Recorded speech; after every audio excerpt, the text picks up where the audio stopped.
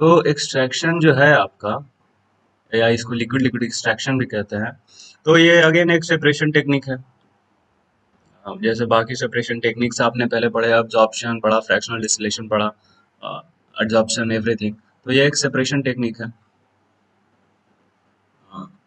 Okay, so this is a separation technique. कैसे करते हैं सेपरेट, क्या करते हैं सेपरेट, वो समझते हैं पहले। तो हमारे पास फीड है। फीड मतलब जिसको सेपरेट करना है। सेपरेट में क्या है, आपको ऑब्वियसली कोई मिक्सचर होगा, मिक्सचर को सेपरेट करोगे, प्योर कंपोनेंट को तो सेपरेट करना कोई लॉजिक है नहीं, क्योंकि प्योर तो पहले सेपरेटेड होता ही है। तो मिक्सचर होगा। तो अभी हम मिक्सचर ले रहे हैं, बाइनरी मिक्सचर ले रहे हैं। फीड आपका बाइनरी है, मतलब जो आपका मिक्सचर है, फीड फीड मिक्सचर, उसमें दो कंपोनेंट्स हैं, से ए एंड सी। तो जो आपका सी होगा वो कहलाता है सॉल्यूट, और जो ए कहलाता है वो कहलाता है करियर सॉल्वेंट, और ये करियर फेज कह सकते हो आप। मतलब मेनली जो मेरे को इस फीड में से है वो सी को एक्सट्रैक्ट करना है।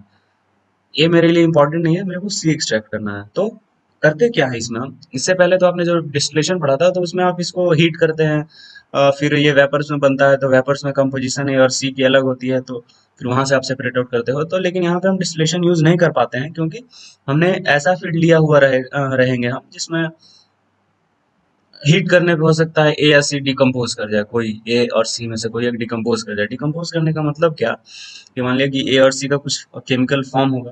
मान लिया जैसे ए, मान लो आप एसिटिक एसिड है और सी वाटर है, तो जब आप हीट करोगे तो एसिटिक एसिड डिकम्पोज हो जाता है। तो डिस्टिलेशन यहाँ पे आप यूज नहीं कर पाओगे, तो आपको एक्सट्रैक्शन यूज करना पड़ता है। तो एक्सट्रैक्शन में क्या करते हैं हम लोग, एक नया सॉल्वेंट लाते हैं, एक नया लिक्विड लाते हैं और इसमें ऐड कर देते हैं।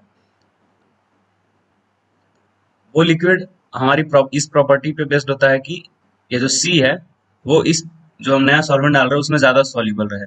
तो होगा क्या, कि जब हम इसमें, ऐसे आप समझो कि ये एक कंटेनर लिए हुए रहेंगे, अब इसमें ए प्लस सी ऑलरेडी है।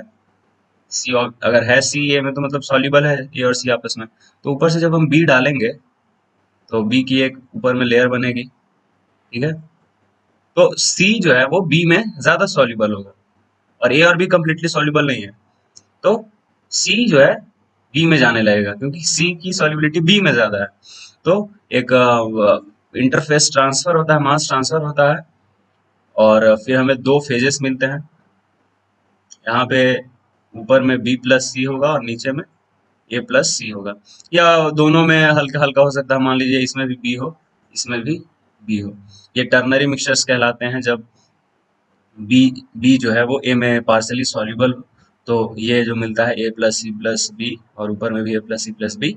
और अगर बी जो है ए में सॉल्युबल नहीं है, तो हमें बी प्लस सी ऊपर में मिलेगा, नीचे में ए प्लस सी मिलेगा। इसको हम लोग एक्सट्रैक्ट कहते हैं, और इसको हम लोग रेफिनेट कहते हैं।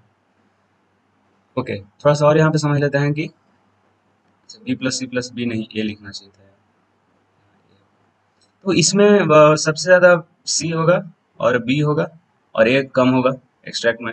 और रेफनेट में ए ज्यादा होगा, सी कम होगा, और बी भी कम होगा। ये प्रॉपर्टी होगी, अदरवाइज हमें ये मिक्सचर मिलने वाला है। यहाँ पे मिलेगा बी प्लस सी और ए प्लस सी। सी इसमें कम होगा, सी और इसमें सी ज्यादा होगा। तो ये मिल सकता है, ये मिल सकता है, डिपेंडिंग ऑन द कि आपका जो बी है वो ए में सॉल्युबल है पार्शली या नहीं। अगर पार्शली सॉल्युबल है तो ये मिलेगा, नहीं तो ये मिलेगा। खैर, वो हमें जरूरत नहीं है, क्योंकि जब एक बार आपको इक्विलिब्रियम डेटा दिया रहेगा तो वहां से आप समझ पाओगे कि क्या हो रहा है। अगर इक्विलिब्रियम डेटा में, चलिए देखते हैं पहले। तो ये ओवरऑल केस हुआ, ओवरऑल केस जो है ये हो गया। अब हम लोग अ, इसी से हम लोग आगे बढ़ते हैं और एक इक्विलिब्रियम डायग्राम बनाते हैं। इक्विलिब्रियम डायग्राम, ये आपका इस पे एक्स बी होता है, इस पे एक्स सी होता है, और इस पे एक्स ए होता है। क्या है ये एक्चुअली, तो it is nothing but triangular system है। इसका हर एक पॉइंट जो है एक कंपोजिशन को डिनोट कर रहा है। मतलब यहाँ पे हर एक पॉइंट, यहाँ ये पॉइंट को अगर हम पर्टिकुलरली लें, तो इसमें भी ए और बी सी तीनों का कंपोजिशन से एक कंपोजिशन मतलब एक पॉइंट बना, इसका भी एक पॉइंट बना, इसका भी एक पॉइंट बना। तो ऐसे न्यूमरस पॉइंट्स को प्लॉट करके हम ये एक कर्व बनाते हैं, ठीक है। इसमें एक्सट्रैक्ट कंपोजिशन भी है, रेफनेट कंपोजिशन भी है। तो ये ऐसी बात हुई। और एक्सट्रैक्ट और रेफनेट कैसे होता है, तो they are connected by a tie line. मान लीजिए कि ये रेफनेट कंपोजिशन और ये एक्सट्रैक्ट कंपोजिशन आपस में इक्विलिब्रियम में है, तो ये एक टाई लाइन एक्सिस्ट करेगी। मान लिया ये एक्सट्रैक्ट कंपोजिशन और रेफनेट कंपोजिशन ऐसे, तो इस तरीके से ये इक्विलिब्रियम में होती है। तो ये वाला जो आपका एक्सट्रैक्ट कंपोजिशन हुआ, इसको हम लोग जनरली वाई से डिनोट करते हैं, इसको एक्स से करते हैं, तो इसको x1 कह दो, इसको y1 कह दो। फिर ये जो है आपका y2 हो गया, फिर इसको आप y3 कह दो, उसी तरीके से इसको x2 कह दो, इसको x3 कह दो। तो ये आपस में इक्विलिब्रियम में है। और x1 x2 x3 और y1 y2 y3 क्या है, बेसिकली ये सी कंपोजिशन है। मतलब सी, यहाँ पे जो सॉल्यूट कंसंट्रेशन है, सॉल्यूट कंसंट्रेशन हमको किधर मिलता है, इधर नीचे ये जो बेस है इसके पैरेलल जो है हम इधर लाइन एक्सट्रैक्ट करते हैं, तो हमें वो कंपोजिशन मिलती है। तो ये कंपोजिशन y1 है, और ये सॉल्यूट कंसंट्रेशन ही है। उसी तरीके से ये कंपोजिशन जो है x1 है। तो ये इक्विलिब्रियम, x1 और y1 इक्विलिब्रियम में है। y1 की वैल्यू ये रही, x1 की वैल्यू ये रही, और दोनों ही c का कंसंट्रेशन है। Concentration weight fraction of c, concentration नहीं बोलना चाहिए, वेट फ्रैक्शन ऑफ c। तो ये केस है। इसमें हम लोग आगे बढ़ते हैं। तो ये हुआ हमारा पहला प्लॉट। इसी प्लॉट से हम लोग इंस्पायर होके और भी ढेर सारे प्लॉट्स बनाते हैं, मतलब ग्राफ बनाते हैं। और उनमें से एक ग्राफ होता है एक्स वाई ग्राफ। वो क्या होता है समझते हैं हम लोग।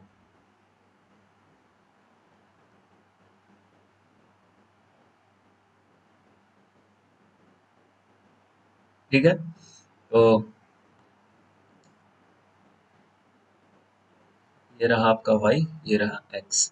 तो x और y नॉर्मल x और y है, मतलब y जो है वो एक्सट्रैक्ट कंपोजिशन है c का, और x क्या है, रेफिनेट कंपोजिशन है c का, अंडर इक्विलिब्रियम। जैसे मान लीजिए कि ये आपका इक्विलिब्रियम कर्व है, तीन कंपोजिशन वाली एक्सिस पे, ट्रायंगुलर एक्सिस पे। और मान लीजिए कि ये दो पॉइंट्स जो हैं,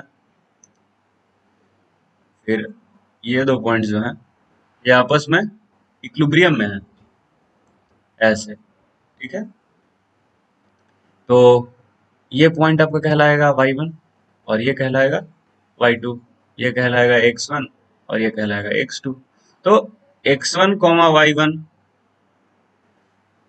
x2 y2, ऐसे जितने भी पॉइंट्स बन पाएंगे, है ना, आपके इक्विलिब्रियम डेटा के अकॉर्डिंग, उन सारे पॉइंट्स का प्लॉट जो है वो कहलाता है। और वो हम एक्स वाई ग्राफ पे प्लॉट करते हैं। ये 45 डिग्री होता है ये एंगल, इसलिए मैंने लिया। और वो हम कैसे कर पाते हैं, तो हम इसी से इसको प्लॉट कर पाएंगे। नहीं, अगर नहीं, बिना इस ये ग्राफ बनाए भी प्लॉट कर सकते हैं, और ग्राफ बना के भी प्लॉट कर सकते हैं, दोनों दोनों में कोई इशू नहीं है। तो हम क्या करते हैं कि यहाँ से एक हॉरिजॉन्टल लाइन लेंगे। तो ये तो y को यहाँ कट कर दिया, तो कोई इशू नहीं है, ये हमारा y हो जाएगा। फिर देखिए x ऑब्टेन करने के लिए क्या करेंगे, पैरेलल लाइन खींच दिया हमने भाई, ये कहीं यहाँ पे इंटरसेक्ट कर रहा है, तो इसके नीचे आएंगे हम। ओके, ऐसे नीचे आएंगे तो हमें ये x2 मिल गया।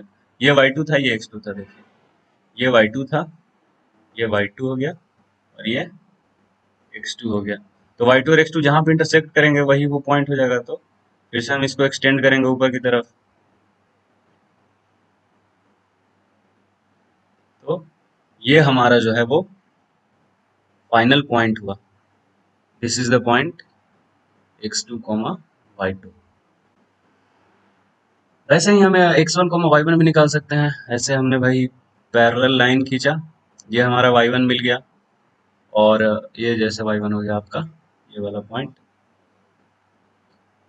x1 के लिए क्या करेंगे, x1 के लिए भी पैरेलल लाइन खींचेंगे, क्योंकि इधर खींचने पर ही है ना ये c को कट करेगा। ये रहा हमारा c, ये रहा हमारा c। ठीक है, तो ये c को इधर पैरेलल ले जाएंगे तो हमें मिलेगा। और फिर हम ये कुछ पैरेलल यहाँ पे कट कर रहा, तो इसके नीचे आएंगे तो यहाँ पे मेरे को कहीं मिल रहा x1, समर हेयर, यहाँ पे मेरे को मिल रहा है x1। तो जब इसको ऊपर ले जाएंगे समर हियर, तो ये पॉइंट जो मिल रहा है मेरे को,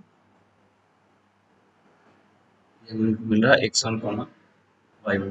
तो वैसे ही ढेर सारे पॉइंट्स होंगे यहाँ पे, ऐसे ऐसे ऐसे ढेर सारे टाइलेंस होंगे। तो सारे टाइलेंस के को हम जब ज्वाइन करेंगे तो हमें एक कर्व मिलता है कुछ ऐसा सा। तो वो एक्स वाई कर्व कहलाता है। ठीक है, एक्स और वाई दोनों ही सी के सॉल्यूट के कंसंट्रेशंस हैं, रैफिनेट और एक्सट्रैक्ट फेज में रिस्पेक्टिवली। तो this is called X Y curve. Okay, next क्या होता है कि अब हम आते हैं जेनेक्स डायग्राम पे। इसको जेनेक्स डायग्राम कहा जाता है, ये एक इंपॉर्टेंट है। अच्छा, ये जो हमने एक्स वाई कर्व किया, इसमें टाइलाइंस, ये जितने भी पॉइंट्स हैं ये टाइलाइन डेटा को ही रिप्रेजेंट कर रहे होते हैं। ये जो भी आपके पॉइंट्स हैं, एक मिनट, जैसे ये जो भी आपके पॉइंट्स हुए ना, x1 y1 x2 y2, ये x2 y2 x1 y1, तो ये टाइलाइन को ही रिप्रेजेंट कर रहे हैं। टाइलाइन के जो एक्सट्रैक्ट कंपोजिशन और रेफिनेट कंपोजिशन हुआ सी का, उसी को रिप्रेजेंट कर रहे हैं। तो इसमें आप टाइलाइन अलग से नहीं खींच सकते। ठीक है, तो हमें और अलग अलग ग्राफ्स की भी जरूरत पड़ती है, क्योंकि इसमें आप कुछ जो मतलब एक इसने आपने मॉडिफाई करके ये जो ग्राफ बनाया है, इसमें आप ज्यादा कुछ कर नहीं सकते। तो एक और ग्राफ होता है जिसको हम लोग जेनेक्स डायग्राम कहते हैं, देखते हैं वो क्या होता है। तो ये भी सिमिलर होता है एक्स वाई ग्राफ की तरह ही, बट इसमें हम लोग एक्स और वाई एक्सिस पे अलग अलग चीजें लेते हैं। देखते हैं वो क्या होता है। अच्छा, मैंने जो आपको बताया पिछले केस में, तो जैसे मैंने बात की X A comma X B comma X A की, मान लीजिए कि ये रेफिनेट फेज रहा, ठीक है, और ये रहा एक्सट्रैक्ट फेज। ठीक है, तो जब आपका दिया रहे एक्सट्रैक्ट फेज में, जब एक्स ए दिया रहेगा, एक्स बी रहेगा, एक्स सी रहेगा, और यहाँ भी रहेगा x A X B X सी, तो ये क्या है? एक्स ए क्या है आपका? मान लीजिए कि अब तीन कंपोजिशन दिया हुआ, तो इसका मतलब साफ है कि रेफिनेट में ए बी और सी तीनों है, और यहाँ भी अगर तीनों कंपोजिशन दिया हुआ है तो ए बी और सी तीनों है।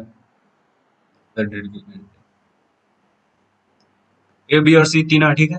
तो एक्स ए का मतलब हुआ कि ए का जितना अमाउंट है, मान लीजिए कि रेफिनेट जो टोटल 100 kg रहा होगा, और एक्सट्रैक्ट ज्यादा मिलता है रेफिनेट, मान लीजिए 400 kg रहा होगा।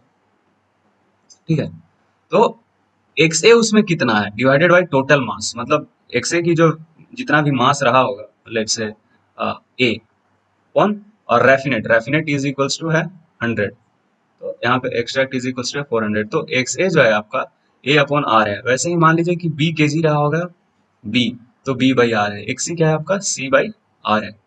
उसी तरीके से ये है ए बाई ई है, एक्स बी क्या है? बी बाई ई है, सी क्या है? सी बाई ई है। तो आपको यदि सॉल्यूट कंसंट्रेशन मालूम हो एक्सट्रैक्ट फेज में, और टोटल कितना एक्सट्रैक्ट मालूम हो, तो वहां से आप ए कितना होगा वो आप निकाल सकते हो। सिंपली एक्सट्रैक्ट जितना है इनटू सॉल्यूट कंसंट्रेशन, मतलब किसी का भी कंसंट्रेशन निकालना। जैसे देखिए हम लोग X A is equals to क्या लिख पा रहे हैं, ए बाई आर, मतलब रेफिनेट में ए कितना है।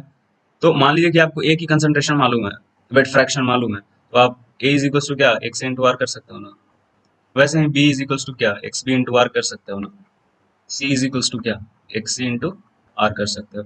वैसे ही यहाँ पे A is equals to X E, sorry X A into E कर सकते हो। B is equals to X B into E कर सकते हो, और C is equals to X C into E कर सकते हो, जहाँ पे X A X B X C weight fractions है।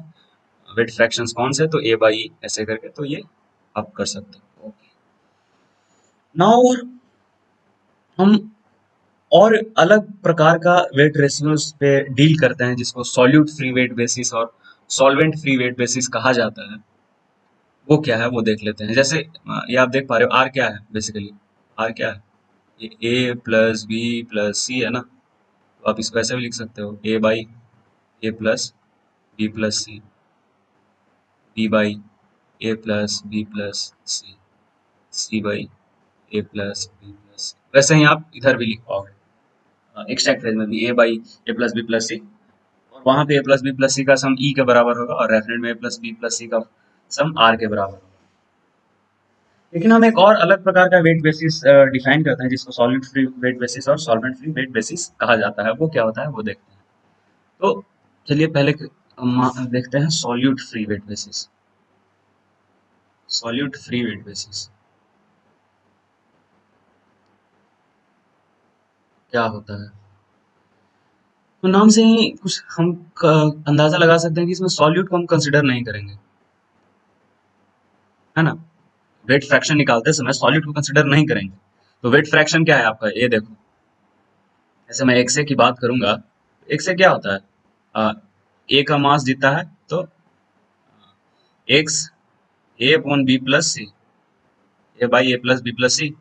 तो जब हम सॉल्यूट कंसिडर नहीं करेंगे, सॉल्यूट क्या है हमारा सी है, इसको कंसिडर नहीं करेंगे, सॉल्यूट फ्री होना चाहिए। तो अब जो नया वेट फ्रैक्शन होगा, मान लीजिए उसको हमने एक्स नाम दे दिया, कैपिटल एक्स, स्मॉल एक्स तो नहीं रखेंगे क्योंकि वो small x already normal weight fraction को डिनोट कर रहा है। तो इसको एक्स इज इक्वल्स टू क्या हो जाएगा, ए अपॉन ए प्लस बी। ठीक है। तो हाँ, यहाँ पे एक और चीज है कि आप एक्स ए भी कर सकते हो, एक्स बी भी कर सकते हो, एक्स सी भी कर सकते हो। तो हम जैसे यहाँ पे एक्स ए है, एक्स बी भी होगा, एक्स सी भी होगा। तो जो हम एक्स ए डिफाइन करते हैं वो सी के लिए सॉलिड फ्री डिफाइन करते हैं, बी के लिए भी कर सकते हैं, नो इश्यूज। उसको एन कहते हैं बी के लिए, B by A plus B वो होता है। तो जैसे एक्स सी क्या होगा, C by A plus B plus C. तो इसके लिए सॉल्यूट फ्री क्या होगा, ये होगा सॉल्यूट फ्री, तो ये हो जाएगा C by A plus B, है ना। This will become C by A plus B.